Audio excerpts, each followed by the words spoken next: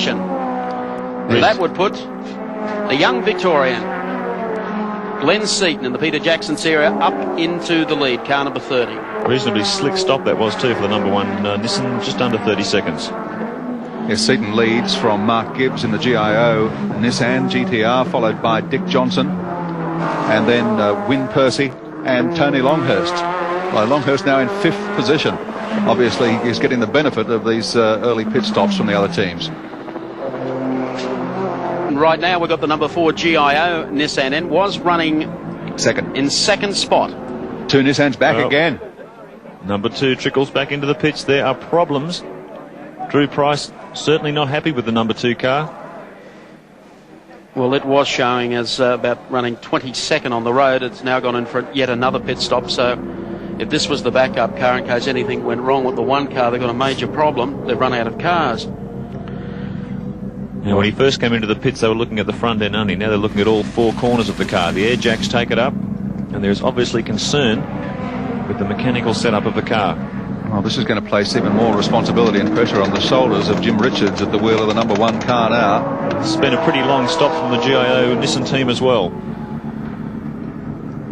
Mark Scaife, in fact, now at the wheel of that car, but that pair.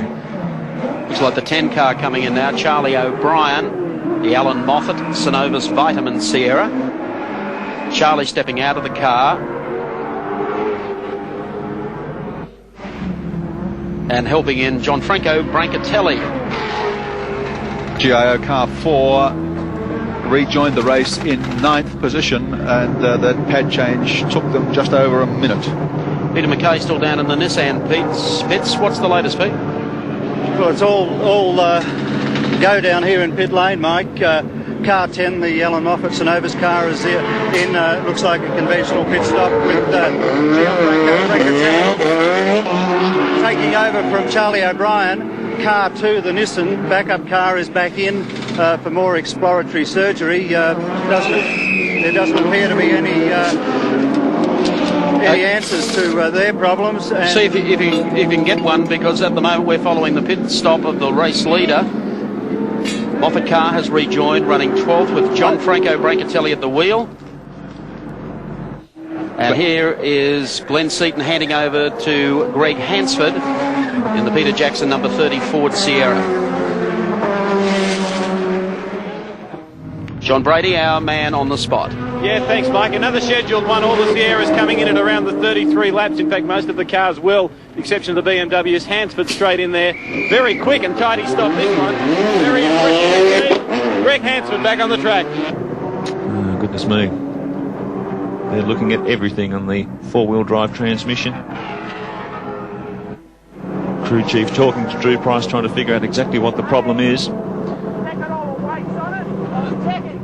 There's a lot of shouting and toing and froing going on down there in the Nissan pit, and I don't think they're any the wiser. Here's Freddie Gibson. The man with the weight of Bathurst responsibility on those shoulders. And this would not be good for Freddie this early in the race. Well, of course, with all the changes, the pit stops, that's pole vaulted Dick Johnson up to the race lead in the number 17 car. And here comes Dick Johnson up Mountain Straight. Dick's even got time to wave to all the guys. Does it quite comfortably. Well, our pre-race information had Johnson coming in at 40 laps. That's really stretching the economy of a Ford Sierra. We're still 5 laps away from that point now, but in the Shell pits, John Bow is ready and waiting, so I imagine they'll come in a little bit earlier than that. And after a frightful season of tailgating the Nissans and some problems with trying to make the Sierra very competitive, Queensland's favourite son now finds himself leading the great race. He certainly has had some tough times in the Australian Touring Car Championship over the last 3 years, but his finishing record in Sierras at Bathurst is surprisingly good. He was second in 88, he won the race in 89, and one of his team cars at least was second here last year. The Johnson team are pretty well on the pace at Bathurst. Number 2 Nissan, by the way, is back in the race. Whether they've found the problem and solved it or not, it's another matter, but it's back out there, but way, way, way down the field. I was just mentioning the high-speed economy run that the Shell team are trying to do. I'm told that the plan is to hold the car in 5th gear as they go across the top of the mountain to reduce the revs and get the maximum economy out of the car, which is probably a good ploy, because if they can pull 2 or 3 extra laps out of the car, they'll probably get through on 3 stops, which will be a huge advantage. Dick down to Caltex Chase. Car 2 Nissan has rejoined the race back in position 30, so they dumped an awful lot of time. Race leader Dick Johnson heads towards the pits on lap number 38 of 161, about ready to hand over to John Bowe. They've been rehearsing a lot of pit stops here at Mount Panorama during the week, the Johnson team. In he comes. Belts are already undone. Johnson out of the car. John Bowe steps straight in. Prima Holidays pit report. There's no holiday though for John Bowe. He's earning his money today. Certainly is today. Topping it up with gas. Fresh rubber. Dunlop's all round for the number 17 car. Been in the pits for 20 seconds. The arms are up. Just wait for the refueling, which is usually the slowest part of these stops. Johnson still plugging Bowe in. Bowe on the ground and out in 30 seconds. A good stop from the Shell team.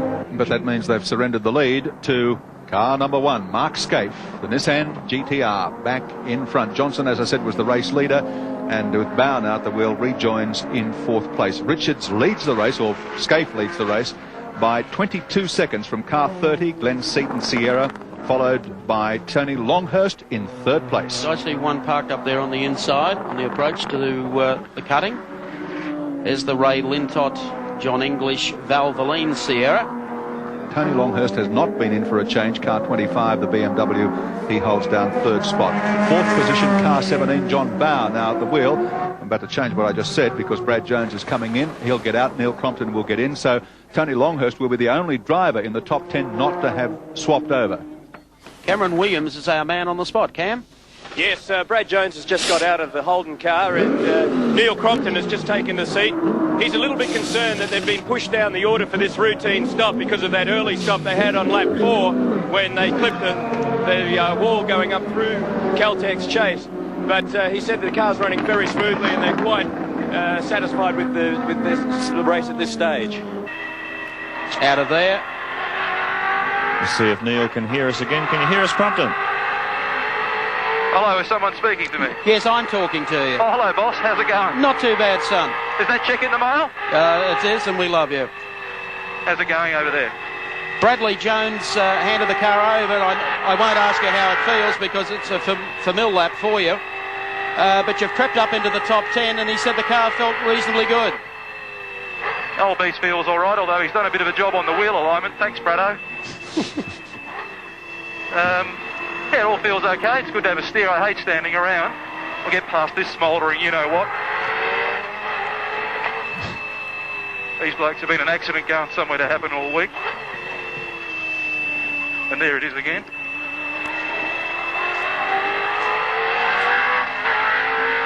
Holden power. Yeah, so everything's looks and feels all right. All the numbers are really smart in the car at the moment, Mike.